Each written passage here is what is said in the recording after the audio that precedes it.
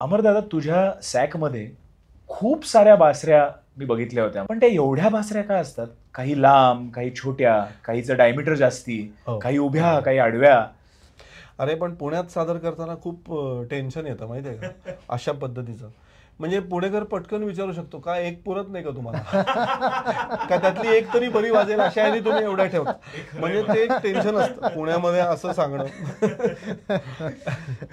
गमतीचा भाग बाजूला. पण मी नेहमीच सांगतो कारण लाईट म्युझिक वाजवताना तुम्हाला वेगवेगळ्या सप्तकांमधले म्युझिकल पीसेस असतात.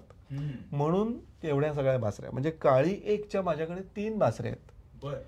एक सगळ्यात मोठी मंद्र सप्तकातली, एक मध्य सप्तकातली आणि एक एकदम छोटी तार सप्तकातली.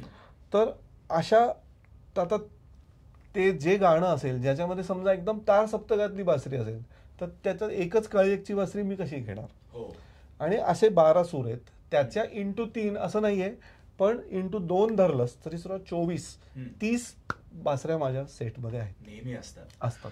मग ही पोतडी घेऊन तू 21 जूनच्या कार्यक्रमाला जाणार आहेस? हो म्हणजे काय. मग तिथे लोकांना ती करामत पण बघायला मिळेल. 30च्या 30 नाही वाजवणार पण त्यातल्या काही सिलेक्टेड.